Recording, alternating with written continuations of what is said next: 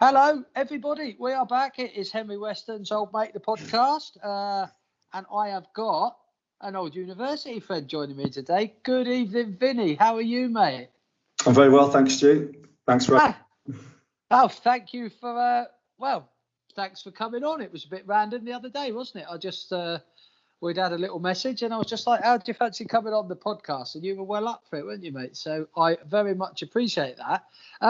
So do you just want to introduce yourself very quickly, Vinny, as much or as not much as you like, mate, and then we'll go from there. So as Stu's already said, my name's Vinny. I'm from Wolverhampton. I met Stu back in 2000 and... what year was it? 2008? Yeah, no? Was it? Yeah. I started in 2008, late 2008. Oh, right, yeah, 2008. So, yeah, a long time ago now. We spent a year together at university before I left and probably drank a little bit too much in that year, to say the least. Yeah. I work in data science in the sports betting industry, and I'm pretty into football and cricket and all things sport. We'll have to get you on with my mate Ali, who does the Man United podcast with me, because he's very much into the sports betting industry. I think he works within it. Oh, great. Yeah, cool. That'd be interesting to talk to. He's a good man for that. So the idea of today's pod, Vin, is it's sobriety, but we'll sort of get onto that a bit later. But we're just like you mentioned the university days. I went to Wolverhampton University as a mature student, but the lifestyle wasn't that very mature, was it, mate? It was university really. It's a heavy drinking culture, isn't it? Certainly is, yeah. Yeah. It was, I mean, we were probably cramming, 8 or 9 days drinking into an average week at times, weren't you? As all students do. Yeah, of course. Yeah, I mean, it was sort of heavily leaned towards the weekdays, wasn't it? You know, you wouldn't really go out much at the weekend. Monday nights, Wednesday nights, Thursday nights were just utter carnage, you could say, I suppose. I sent you the message. Where was that place that we ended up on a Wednesday in Walsall where the cherry VKs just used to get thrown everywhere? Oh, probably Insomnia. Insomnia, that's it. Yeah. I couldn't remember it. Yeah, I couldn't. Yeah, you wake up covered in pink liquid all over your shirt and all over your face. Well, as it got to second year, I woke up in a house living with Mr. Michael Cameron, and you can imagine there was cherry VK everywhere. But but like you say, you finished uni as I finished my first year. Yeah. But we sort of stayed in touch, didn't we? I played a few games at Whitwich and Finchfield for you, and that would have been my second summer, so the summer of 2009. Yeah. And that was a good crack. There wasn't too much drinking actually went on there, because I always used to have to drive back to Walsall, didn't I? So I think I stopped over. Did we get on it one night? And I stopped over at your old man's place, and I seem to remember your sister giving us a bit of a bollocking the next morning for something we'd done wrong. Oh well, you can ask Crouchy about that, because he was always getting in trouble with her. She'd come back and he'd be asleep in her bed. Yeah, and it was because you probably played a handful of games that summer, didn't you? I think. Yeah, I played. Well, we might as well mention my famous 100. That was for the seconds, but I'd. Oh, the one where you got your tie. Yeah. I played. Yeah, when I got my tie that's never been sent to me, but I played. I don't know if I played, because I played a couple of first team games with you, but I don't know if that might have been the first summer, because I remember I got the interest, and it's a long story. My nickname was Shakespeare, wasn't it? Because I was playing under an assumed name of William, and somebody in the field decided that they'd call me Shakespeare. It was Sukaran, that Indian fan. So I was playing under someone else's name who was called William, and then all of a sudden I was just being referred to as Shakespeare, which is a very long-winded way of getting to a very average nickname. Yeah. Certainly wasn't for my cricketing abilities. So that sort of sets the scene for me and you. We haven't, let's be honest, we haven't been in touch all that much in the last 10 years, have we? Every now and again, we've shared Not a message. really. Even, because I was friends with your brother before you got to uni. We played football together for years, and then Popeye he stayed around in Wolverhampton for a while and played. He had 3 seasons at Whittick, so we played a lot of sport together over the years, and even me and him have lost touch. Really, we'll send the odd text. It's hard, isn't it? It's hard to stay in touch. And you're we came to one of the best memories is when we came to Deal on cricket tour. I forget that. We talked about that in the text, didn't we? Because you came down and played at Hwom, didn't you? Yeah, we had a 2020 at Worth and then a 50-over game at Hwom, or the other way around. Yeah, no, 2020 at Worth would have probably been the day you arrived, was it? Yeah,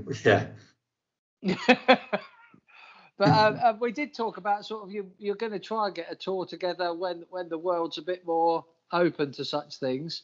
But it'd be great. Everybody at the club's keen to come down, so we just need to get. We'll have to get that together. I'll get old Graham North at Warmer. He'll organise that for you, mate. But let's sort of move forward a bit, Vin, because you've been kind enough, and this will be good for my listeners because we're going to have a chat with Vinny about sobriety, and you've chosen a lifestyle of sobriety without the problems of alcoholism prior to it, Vin, haven't you? So, how long have you been sober now? Do we call it sober, or how long since you had your last drink? June the 6th last year. So June 6th. November, it was about 500 days. So yeah, it's 18 months, give or take. So what was the trigger? Why stop the drinking initially, Vin? Well, you said you stopped without having the alcoholism, but I think there's more. You can have a drink problem without being dependent on it. Yeah, definitely. And I definitely had a really bad relationship with drink over the years. Drank too much, too often, and it would affect me. It would affect my relationship, and I sort of knew what I had to lose. I had to put that into perspective. Like Hannah wasn't happy with it.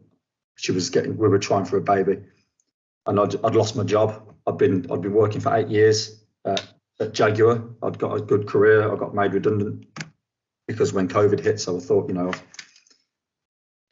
sort of on the back foot from on a career perspective, and then I just thought, you know what, and I'm a sort of all in or all out kind of guy, and I thought I can't just do things by half.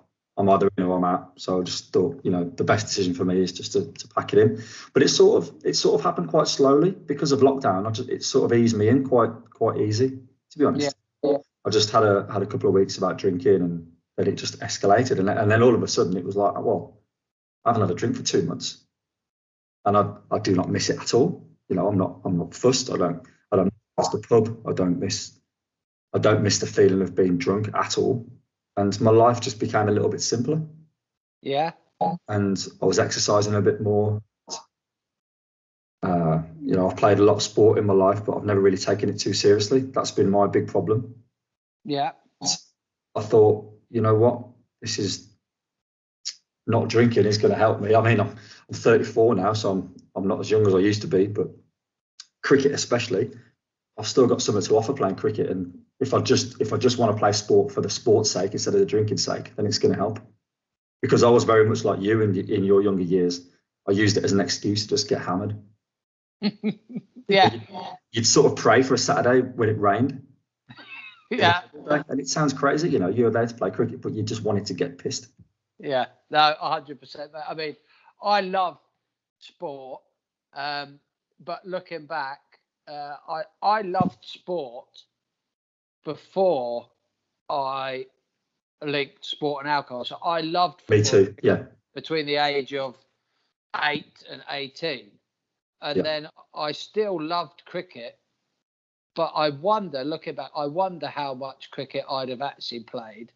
I don't know whether I'd have played more I probably wouldn't have played more because rightly or wrongly, the teams I played at, the drinking was the culture. And I don't think, not in a negative way, I don't mean this, but I don't think I'd have fitted in for a long period of time. Certainly, if you weren't a drinker. Yeah, I would have probably found something else to do because it was part of, and I loved it. That is certainly not a criticism. I loved my years playing cricket and all the drinking that went with it.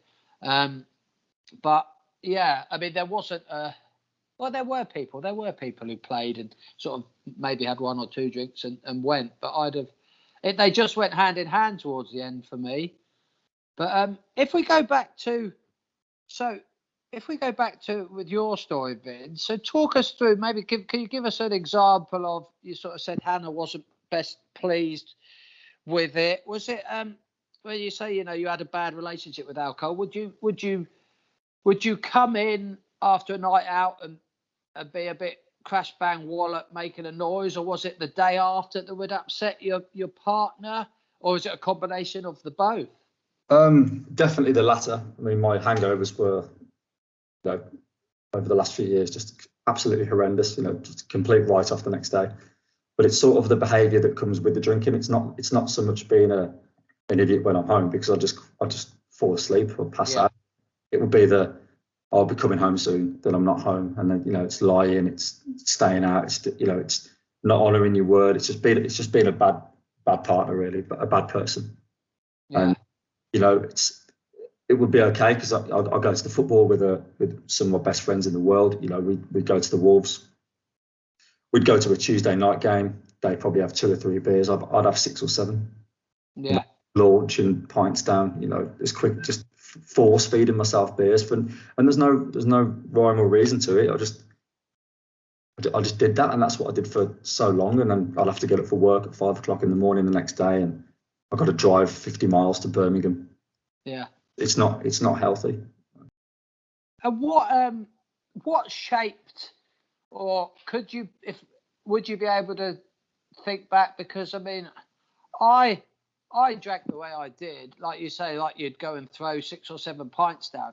That's just the way I drank. I think that's just the way I was programmed to drink from a young man. Certainly the lads I hang around with were of a similar ilk, but I was normally the one doing the encouraging. I certainly didn't need any encouraging. Me, I'm the same. Yeah. It's just the way we're programmed, almost. And you've met my dad. My dad drinks quite heavily, but it doesn't affect his life. As in, he can still function normally with it. Yeah. I just can't do that. Like we're totally different. Like his body just takes it differently to mine. And he work the next morning, shake it off, no worries. Pint of water and he's right. But me, if I went out Saturday, I'd still have dry mouth on Wednesday. So that was sort of where I was going with my next question. So let's say you went out on a Saturday. All right, Sunday's written off with a hangover, feeling ill, but you've still got. And then were you sort of experiencing the anxious Mondays and Tuesdays? Yeah. So the Sunday night would be no sleep night. Oh, really? Yeah. So really like crippling anxiety in bed. Yeah. And it would sort of get worse throughout the day for me. Like I would feel okay in the morning, and then I'd just progressively decline throughout the day to the point. Sorry, go on, mate. Swallow and breathe when I'm in bed at night, like horrible anxiety in the evening. And what was the fear? Could you put a finger on it? Was it the fact that you had to go back to work the next day? Was it the fact that your weekend was over? You felt guilty. You hadn't made the most of it. You'd potentially upset your partner, or was it just? I mean, I know with struggling with the anxiety as I have over the years, some days you can't. Some days you can put your finger on what the problem is, but some days you just can't. Like you say, you might just be. When I was hungover, I couldn't pinpoint what the anxiety was based on. Yeah. It always seemed to come in towards in the evening when I was going to bed. Yeah.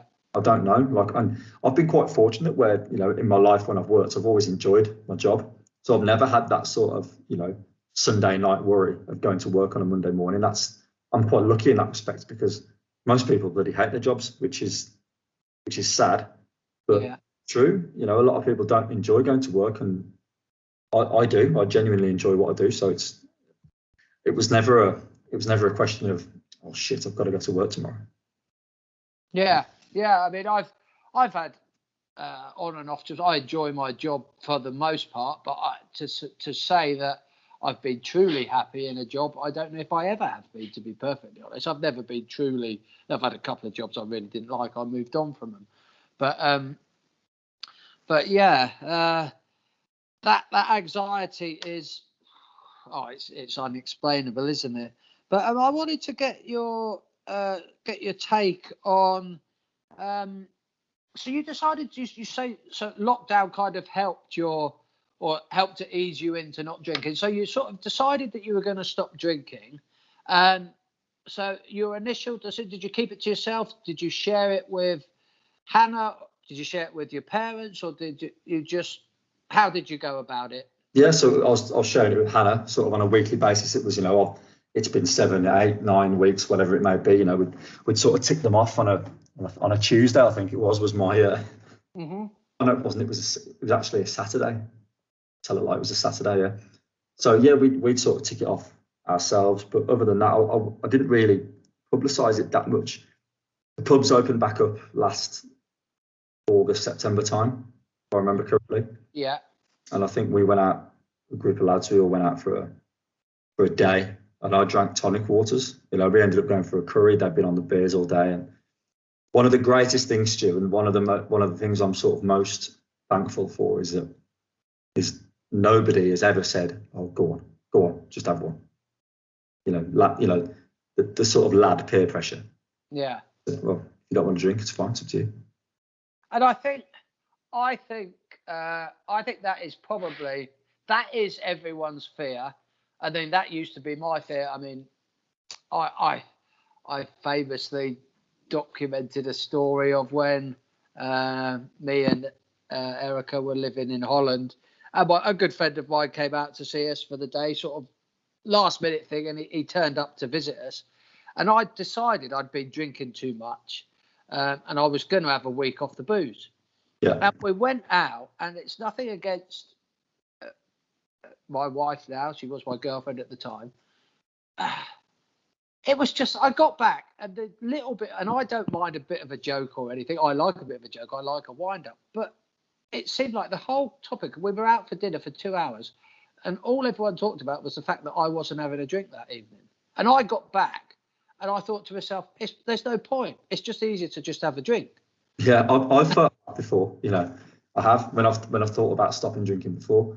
And a few people said to me at the start, "Oh, there's no way you'll do that. There's no way you'll keep that up."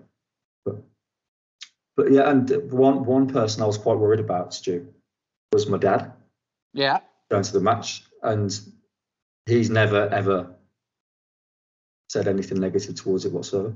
We'll go to the pub, and he'll just ask me if I want a soft drink while he goes and gets his beer. It's never a problem. Yeah. He won't even allow me to buy a drink anymore, because I'm not drinking. So it's great. So everybody's been so supportive. Hannah's never been a big drinker anyway, so for her it was a nice thing. It was a good thing that it was happening, and there's never been any pressure from her side, because if we ever go out for dinner, she's the kind of person that would just have one. Yeah. Everywhere you go, she'd have a glass of wine, a gin and tonic, whatever it may be. She's never been a big drinker. I call those kind of people psychopaths. Yeah. I won't tell her that, Stu. She can probably hear you, actually. Oh, no, I mean, it's so bizarre, because just to think, when people just used to say to me, do you want to go for a pint after work? And I'd be like, well, are we just going for one pint? And they say, yeah, we'll just go for a pint and then go home. And I'd just be like, yeah, alien to me. You fucking numpty. What are you on about? And they were just like, well, isn't it great? You could just go for one and go home. You can drive. You won't be struggling the next day. I'm like, yeah, but we could. Yeah, we could go and have 7 pints of Stella on an empty stomach and be smashed, and it'd be brilliant. But so let's so you stopped.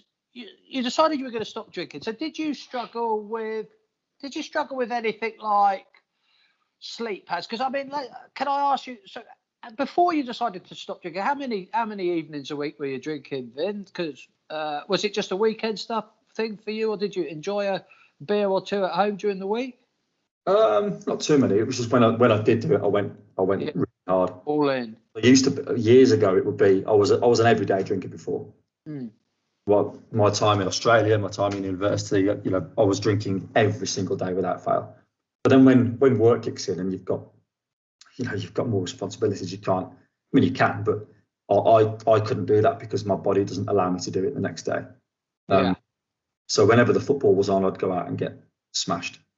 If there was a Thursday that the guys went out after cricket training, maybe we'd go to the pub or stay in the bar at the club and have a few beers. But then the few beers would turn into a curry, and we're out till 11. Well, you know, we're out till early hours of Friday morning. Maybe sometimes, I don't know whatever the situation may be.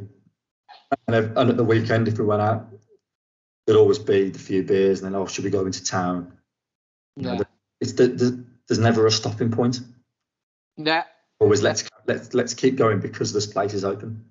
You know, you just utilize whatever's open. You know as well as I do that's just what happens. Yeah. Well, I mean, I was always I mean, because I just used to get it into me as quick as I could, and my problem generally was getting too much into me before I went out. So I'd sort of go out, and some days I could be out for less than an hour if I'd got the equations a bit wrong. The time in first year when I think I got turned away from Chicago's 3 or 4 times in a row out of the taxi. I just got out of the taxi and the bouncer just looked at me and said, "Not tonight for you, fella." And I was just like, and then he'd let Foxy walk straight in, which really gave me the arm. But so you didn't. So if you stopped drinking, you didn't struggle with your sleep pattern or anything when you knocked it on the head? No, I've been a pretty good sleeper, and it actually helped me, to be honest. Yeah, I mean, regulated my sleeping quite quickly. I experienced when I actually came out of hospital, when it all got a bit silly for me, I experienced the best week of sleeping ever. It's gone back to, my sleep pattern's not great, but it's still a lot better than it was. You know, I probably get a good 6 or 7 hours now. But during when I was drinking at my worst, during the sort of really bad times, if I tried to have a night off the beer, I couldn't get to sleep. It was almost guaranteed, absolutely no sleep. So you mentioned it's going a bit off route here, Vin, but you mentioned your time in Australia, and I spent a bit of time over there many years ago when I was a younger man. The drinking culture in Australia, I found that they just don't drink like that. They love their beer, don't they? But the pace of play is a lot slower over there. I went to play cricket the second time I was out, and I'll never forget this. I got there late one night, and the guy that I was living with was a fantastic cricketer, and he played basketball as well, which is their basketball season is in their winter, I guess. Mm-hmm. And the season was coming to an end, and he said, "Right, we're playing tomorrow. Do you want to come and watch?" So of course, yeah. First question, is there a bar? He says, yes, there's a bar. And in Victoria, they sell pots as standard, which are half pints. Yeah. To me, is completely alien. Earlier before, so I understood what was going to happen. I had 12 pots watching him play basketball, which is 6 pints. So to me, that was 6 pints over 3 hours. That was a steady evening for me. They were absolutely gobsmacked that I had 12 pots. And they were like, "There's no way he's had 12 pots." I said, "Well, there's my bill." Like, are you still standing up? I said, 6 pints. And I was I was still quite young. I was 24 at the time. So I was taken aback by their shock to what I drank. But to me, it was nothing. I got. And all of a sudden, this cloud of, well, this guy's an alcoholic who we've got playing cricket for us this year. And I sort of picked up the baton and ran with it. You know, like they were really strict at training and really strict about not going out on a Friday. And I sort of chucked all that out the window and I was like, "No, I'm in Australia. Yeah, I'm playing A-grade cricket tomorrow, but pubs are open tonight, so I want to go and have a beer." And it didn't go down well at all. You know, they really worded me about it.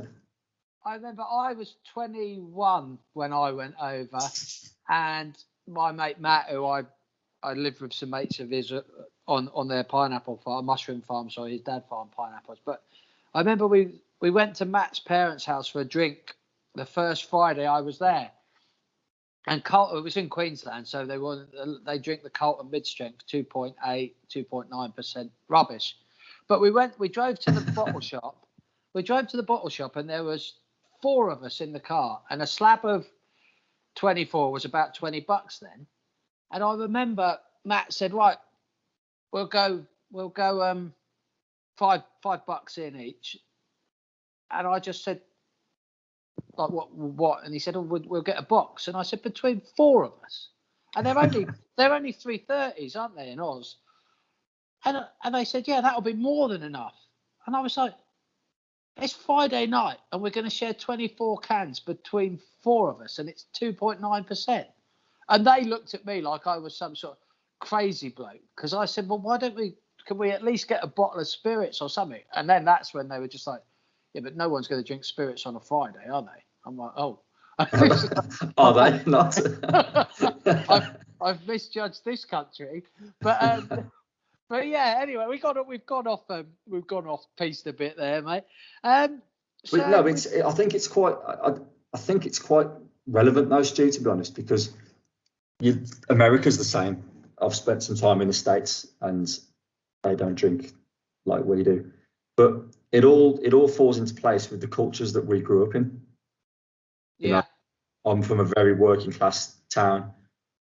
All there was to do was drink when our parents, our grandparents were young. So there's this drinking culture in the UK that sort of us young guys and the younger guys now, a decade later, 2 decades later, they're sort of running with it, but in a different way, really. And we've still got this really heavy drinking culture that's unhealthy, really unhealthy, And I'm not sitting here on my high horse saying all drinkers are unhealthy. I'm not trying to say that, but genuinely is an unhealthy culture that we've got with drink. And it's sort of, and I'll just go back to a point you made earlier where you're right. I didn't struggle with, the neediness for alcohol. I didn't let it sort of get to that point in my life. But, it's little things like when you go for a meal and you stand at the bar thinking, well, what beer am I going to have? What does it matter? Like you'll judge the bar on what draft beers they've got. You become really judgy if they haven't got a premium lager or a decent bitter.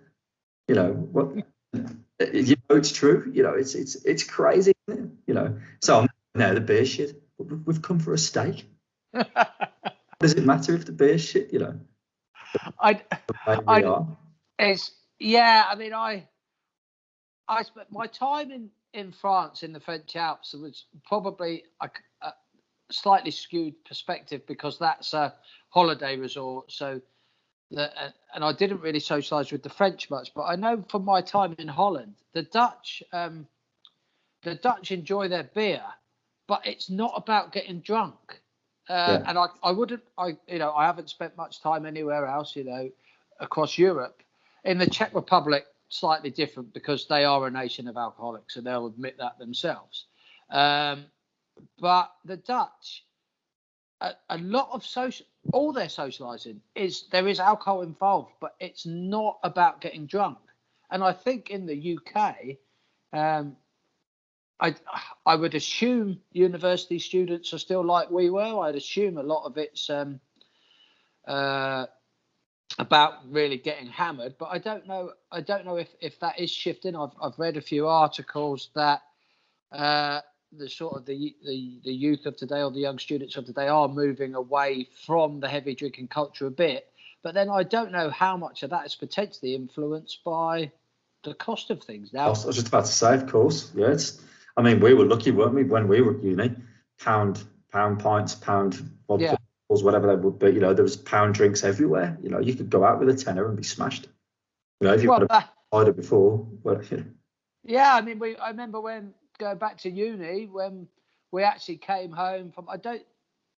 You didn't come. I think it was just Crouch who came back with me and Popeye for Easter one year. But we sort of got back to Deal, and all of a sudden we realised that we were back in £4.5 pints and £5 vodka mixters, and you're just like, I can't go out with 15 quid in my pocket. I'll be back at 8. Yeah, exactly. So, I mean, we could have a whole another podcast about sort of drinking culture, couldn't we, mate? But you're over 500 days sober now, Vinny. All the positives. It seems like there doesn't seem to be any negatives. Mental health is in a better place. You've said that. You're now a father to a young son. Productivity and around the house, you must obviously, you don't miss the hangovers at all, do you? But how are you? It's a silly question. Don't want to. Are you any better off with a bit more money in the bank, do you think? Or I didn't No, notice it too much. no. Find something else to spend it on, don't you? Yeah, and I'm earning a bit less now in a new job than when I lost my job at the start of COVID. But it's just a load of things, Stu. Like you said the magic word before, the productivity. That's, you've got no choice when you've got kids, and I couldn't do it hungover. Like I just couldn't. It's the most sensible decision I've ever made. Yeah. Yeah, because I'm not one of those people that can just go out and have a couple of pints and enjoy it and come home. I mean, I think that's absolutely brilliant. And if there's any place to end a podcast, we won't end this one there, but I might edit that and put that in at the end again, because there's just a couple more questions I want to ask you before I let you get on with your evening. But how has, you say your partner not a big drinker anyway, has there been anyone in your sort of social circle that your decision, has it had a positive impact on anyone else, or you're not really? Yeah, a couple of my friends now, they will drink non-alcoholic beers if I come round, so I guess that has a positive effect in that way. When we go to the football, people probably don't drink as much because I'm not drinking. Yeah. Like you said before, you were a bit of a ringleader with it. Like, come on, who's another one? I'll finish my beer quickly. Who's around? Is it sort of trying to get people to drink at your pace? So it's probably had a knock-on effect on all my social circle, really, to be honest. Yeah, and you haven't, you said it at the start of the podcast. No one has offered you any sort of negative feedback, and no one has, tried to encourage you just to have one. And I think I can't speak highly enough of that. Yeah, it's amazing. Like, I put something on it. I don't post a lot on social media, but when I got to 500 days, I put like a little post out, and the amount of people that got back to me was phenomenal. Like, I genuinely thought about like setting up a support group. I know it sounds because so many people got back to me, it's ridiculous. And friends that I've known for a long time were messaging me saying, I feel like this, like same thing as me. Like, I go too hard, I get bad anxiety, my mental health's in the gutter, got no money, we're having relationship problems. All the textbook responses that you're going to hear off people. Yeah. And a common thing with guys was, well, I'm worried about going out. And so you're going out with the wrong people then. Like, they're not your friends, are they? They're just your drinking partners if they don't care that you. Yeah. But they're only there. You're only there for their benefit to get drunk with. So I told them straight, like, just get better friends. It's hard for people to hear that. Yeah. But I guess there is a large element of truth in it. Yeah, I mean, I think I would have been concerned. I mean, when I stopped drinking, obviously I'd stopped drinking because it nearly killed me. But I was my closest drinking partners are also my closest friends, and they still are. And the people who I associated with in the pub and nowhere else, they haven't necessarily drifted away, but we've just lost contact, and that probably just shows that our relationships, and they were just friendships in the pub, and it makes sense that with me not being in the pub anymore, those friendships that haven't carried on outside of the pub because we don't have anything in common. You're not there, are you, anymore? Yeah. And that's the thing for me. Like, my friends weren't pub friends. 2 or 3 of them I've known since I can remember. You know, we've been primary school, secondary school together. So they're not going anywhere. And, you know, I spoke about my dad. You know, I was worried about how he was going to be. And he's my dad. You know, he's not going anywhere anyway. Like him. And I said this to my mum, and she goes, well, he respects you, doesn't he? Like, that just proves that he does respect your decisions. And it's nice to be in that circle. People that are just accepting. And one of my friends got married in the summer, and his brother organised all the, you know, like pre-drinks too. It was an Asian wedding, so there was a big celebration, and he made sure that they'd got loads of non-alcoholic beers, and I was always okay for a drink, you know, even though I wasn't drinking. And it was just, you know, he'd gone out of his way to just make sure I was okay, because he knew that everyone else was probably drunk and having a good time. And that's, you know, even though he was drinking, he just took his time out, and that meant a lot to me. That, yeah, you know, valued my presence there, you know. Yeah, that was nice. Now, I mean, I have many positive experiences with even at Tiny and Emily's wedding in the summer. There were little shots for everyone, and sort of on the table decorations, and it would have been very easy just to not put one out for me, but there was a little pot of pineapple juice put out for me, and it just makes you think people do know. And even if I have a few people that I contact very rarely. I was speaking to someone the other day, I haven't spoken to him for 6 years, and he said, oh, it's good I've got you on the phone. He said, I'm never going to write on your Facebook wall that I'm proud of you for, you know, what you're doing regarding the alcohol. He said, but now that I'm talking to you, I just want you to know that I do see what you post, and I read some of it, and fair play. And I think we certainly, even like you say, the response to your post, I mean, Tiny Mark Bicker got in touch with me. He picked up on it. He said, oh, Vinny's 500 days sober. I've got that on camera, just trying to sneak under. But yeah, I think it is. I think culture is changing. People are becoming aware of it, but I think there is still the stigma, isn't there, for us guys?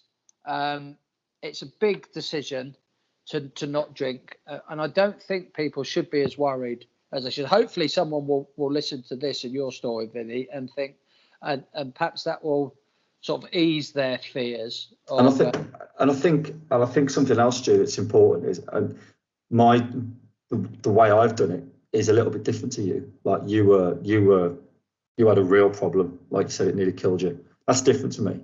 So there's probably more people in my boat than in your boat, I reckon. Like these very heavy social drinkers that it affects their life, it affects their relationships in ways where yours didn't. You know, obviously it did have an effect, but it didn't have the same physical effect on us. Yeah. I wasn't in hospital, I didn't really die, but it still nearly, you know, ruined my relationship, and I nearly lost that I had. So there's people who probably think, you know, well, that if he's done it, then sure I can do it. You know. I look back, and in 2011, I was writing my dissertation over Christmas. And do you remember Alison Barber, a lecturer at Walsall? Yeah. She was my course tutor or whatever it was. And when I was writing my dissertation, I'd gone back to 21 Highgate earlier than everyone else, so I was there transcribing some interviews I'd done. And I had a bit of a mental wobble. I thought, I can't do this. And I knew I was drinking too much. There were a few other things going on in my sort of social world back then that weren't doing me any good either. And I thought, I'm going to go and see Alison and explain to her, I think I'm drinking too much. And I never did. And I wonder if I was in the position that you just described. I was a heavy social drinker, but I don't think I was an alcoholic in 2011. Yeah. But had I knew I was drinking too much then, and in that heightened anxiety of writing a dissertation, because it isn't a particularly pleasant thing to do. Of course, yeah. But then the dissertation was handed in, and I finished university. And I'll be perfectly honest, you know, I've worked some golf tournaments and stuff since then. But I probably haven't been under. I've got a daughter now. That was a pretty anxious time when she was new to the world. But that time, when I was at the peak of my anxiety and I couldn't cope, and I realised it was because of my drinking, perhaps I should have spoken up then, because I knew something was wrong. And somebody in that professional environment that you could have spoken to would have definitely helped you. Yeah. He's pointed you in the right way. Yeah. It would have been their, if not professional, it would have been their moral duty to do something for you. Yeah. Even back 10 years ago, there still is a stigma around mental health, but back then it was unheard of, really. Yeah. Relatively, Yeah, I mean, someone would have probably turned around to me and said, perhaps not someone, a lecturer, but had I spoke to someone else, I can imagine them turning around and saying, well, you should be stressed writing your dissertation. That's just what it is, get on with it. Man up, get on with it. Yeah. Yeah. I mean, you can't deal with it, but there's different ways to deal with it, isn't there? Yeah. So let me ask you one last question, Vin, because we're at 40 minutes and it's been a fantastic chat. I mean, I think me and you could chat for a long time on this, and I think we'll come back to some points in the future, get you on again, Vin. But is this a permanent decision for you? Do you think? Do you consider yourself a non-drinker for the foreseeable future or forever? For the foreseeable future, I think it would be stupid to say forever. But yeah, I've got no plans to drink again. And the thing is, like, I'm sort of realistic about it. I like the taste of beer, and I'm quite lucky now that all these great breweries do amazing non-alcoholic beers. So I can drink a non-alcoholic beer, not feel guilty, still have the taste that I enjoy. So I can go out and we can go for a meal, and they'll serve it in bottles. Some places have it on draft. Yeah. So, and I might have one or two, and that's okay for me. So at the moment, there is absolutely no way I will be drinking alcohol in the foreseeable future. Not a chance. Well, good for you, Vin.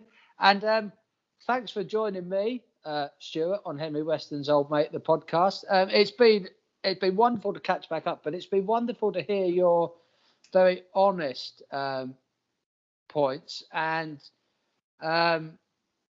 speaking to sort of another middle-aged man, father now. Don't say that, mate. Who's able to survive life without the alcohol. But thank you for joining me, Vinny. Anytime, mate. We'll stop recording, but don't go off the line yet, mate. So thanks a lot, mate.